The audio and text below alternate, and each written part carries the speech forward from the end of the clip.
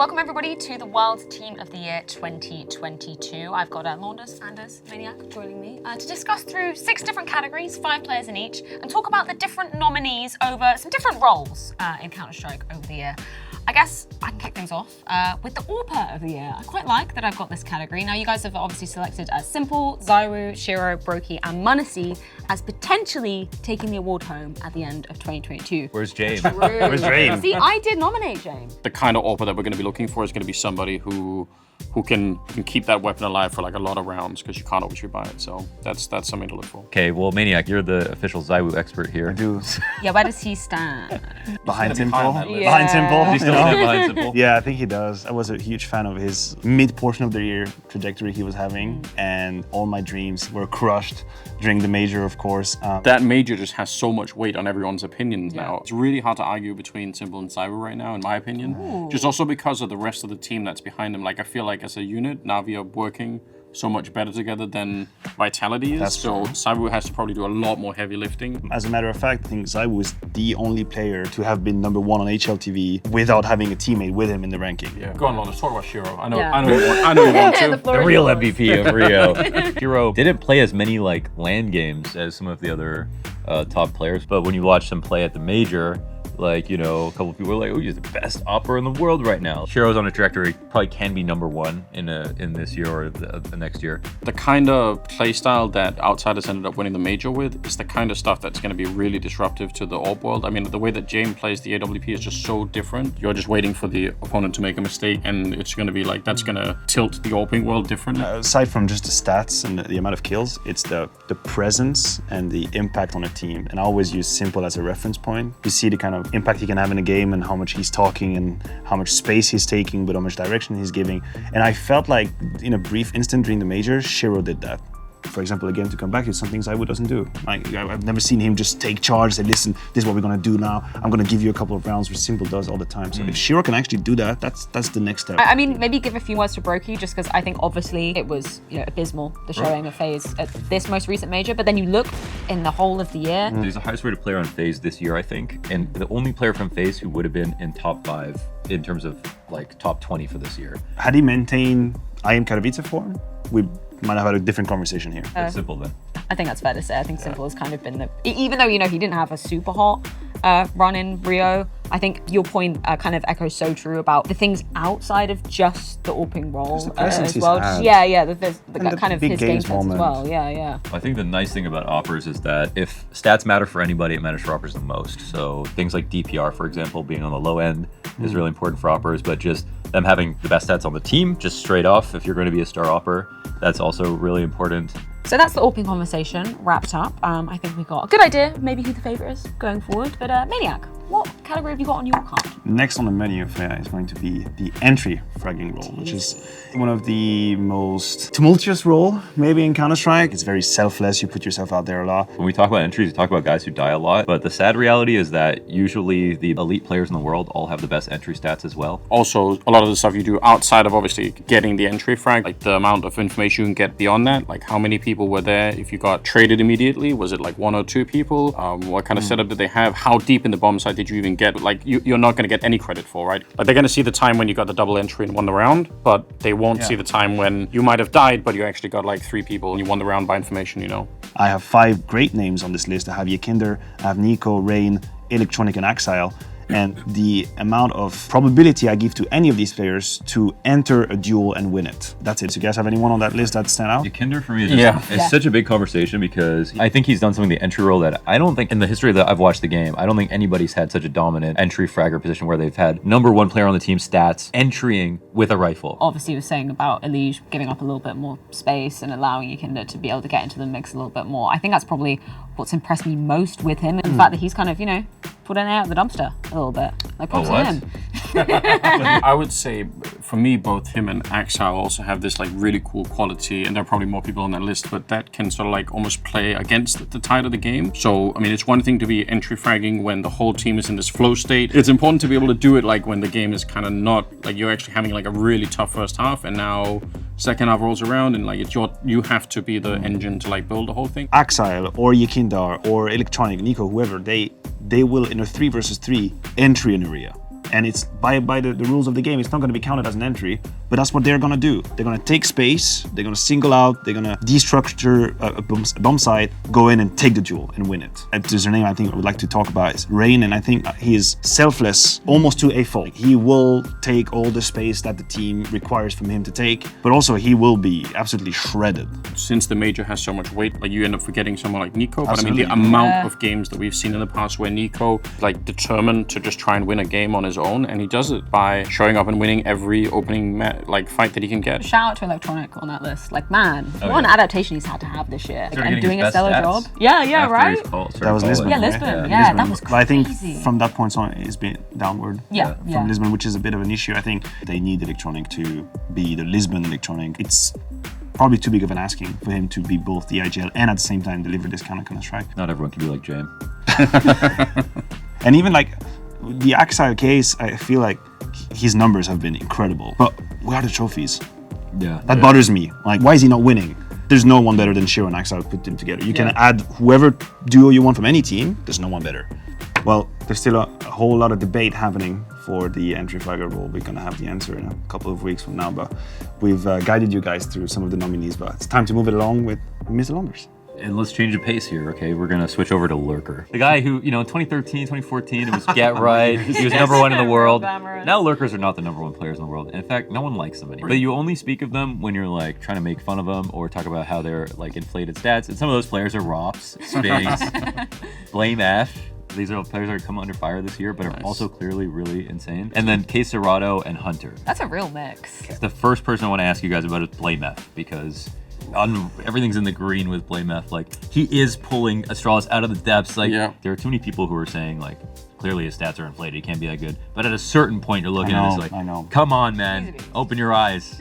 It's 2Ks every round. Like, we have reached that point where it doesn't matter if you like him or not. You gotta respect what he's doing, It's like, I mean, it's such a different amount of pressure that's on you. The rest of the team they've already given everything that they could to put you in a position where you should have the best chances of actually sort of winning the round. If you're talking about Blame F and his consistency in that realm, you really can't be an accident. For these late round situations, a trait that is very specific to these players is live decision making. When a team prepares a strategy or prepares a round, but 2 versus 2s and 3v3s can happen in a million of different forms.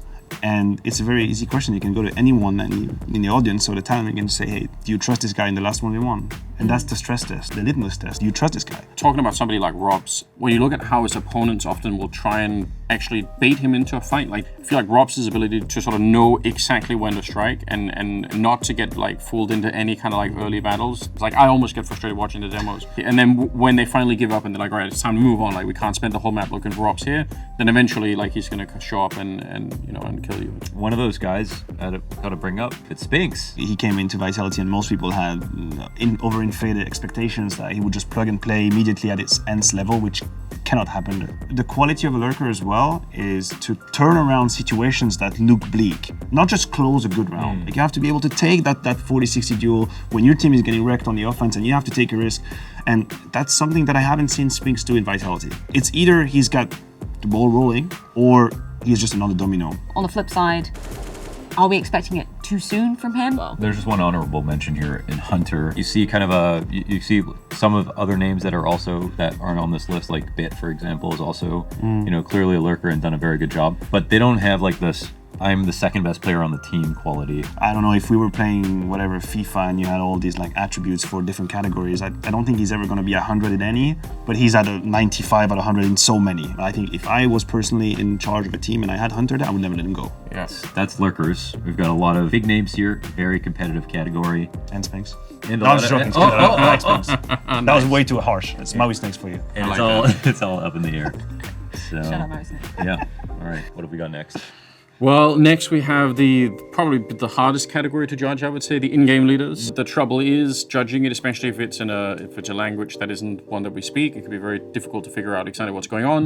You can go by results or whatever you want, but the names are Jame, Carrigan, Snappy, Nafany, and Cadian. So obviously 3 Danes in there. Just want to point that out. But also, Coincidentally. but also a lot of AWPers, which for a while people would have said probably would not have been possible. That seemed to be the consensus about a year ago. So what do you guys think of the list? Because I don't think there's a clear number 1 here.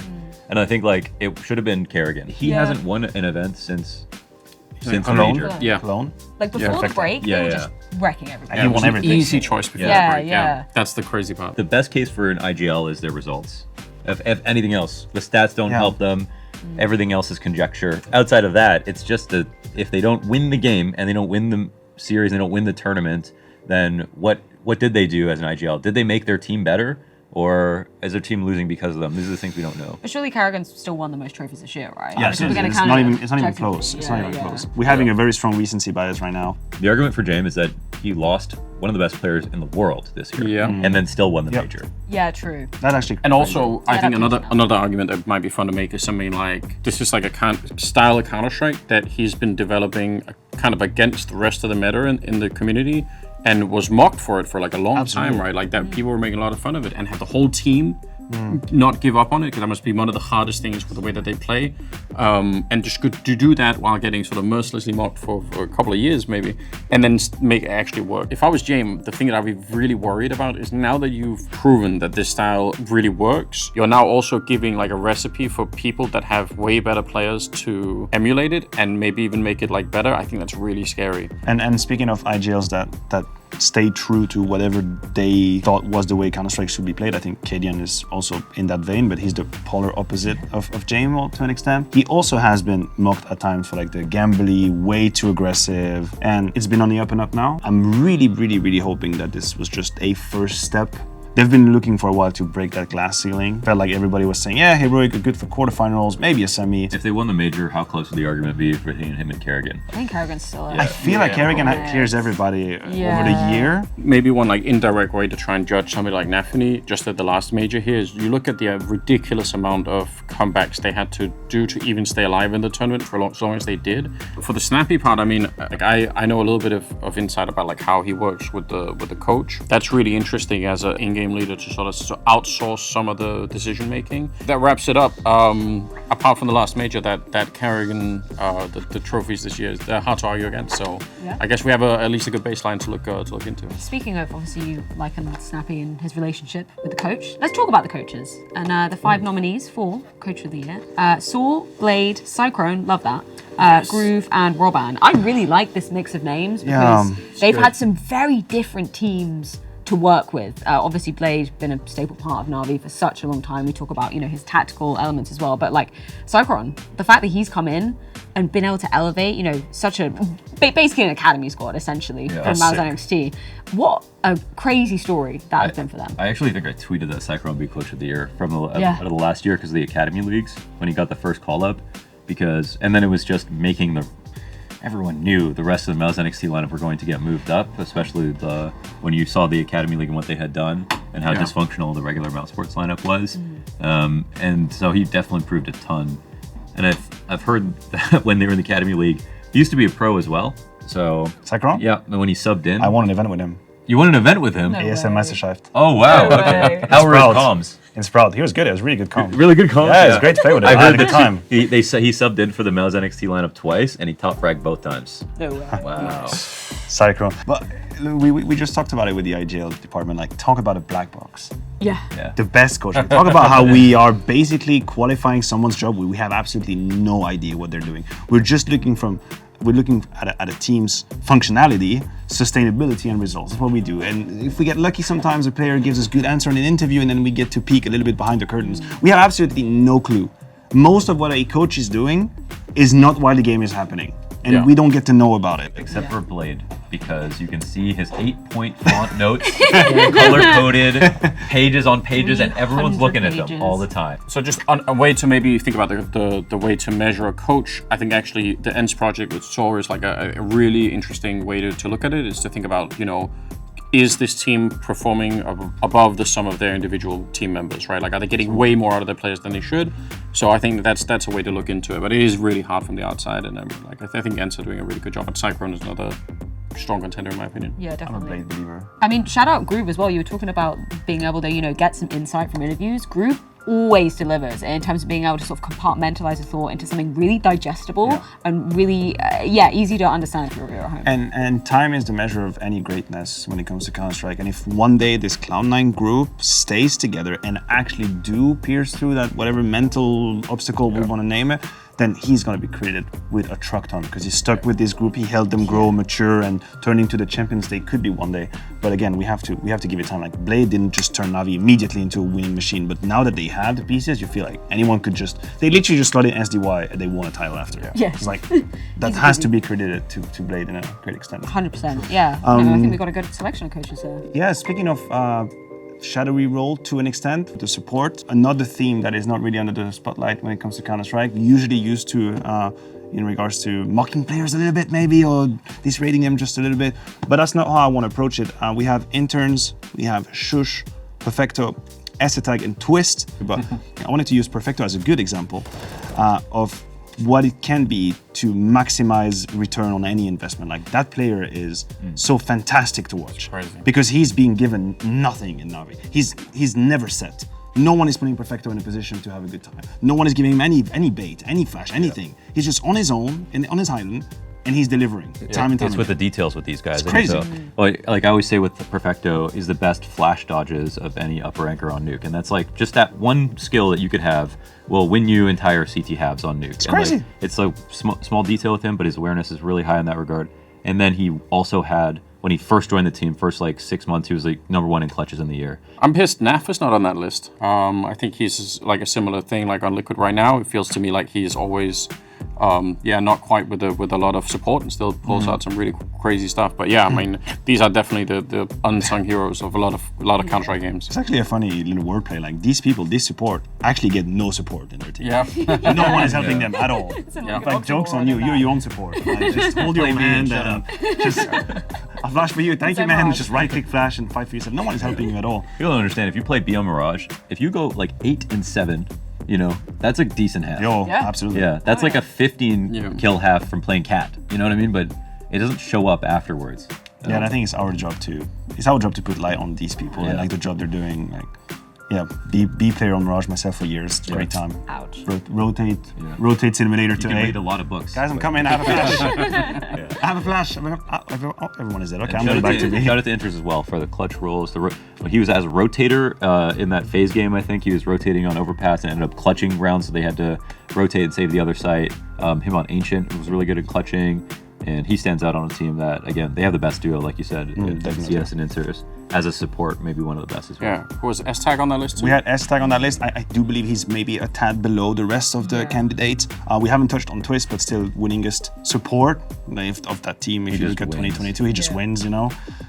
Shush, I love that he's made the list. Well. Shush. Like really the fact good. that I feel like the consistent level over the year, it's been beautiful. It's like a mini Perfecto. Yeah. Shush is like a mini Perfecto to me. Perfecto They have a lot of similarities in the positions they've been put in and what they deliver with. I don't know who won. Perfecto for me clears everybody. I think Perfecto clears everybody Also, on that return list. on investment in your fantasy team, man. I Every time. didn't pick him this event. I think I made a mistake. Mistakes were made. No. Mistakes were made. Can I change now? Can I just go?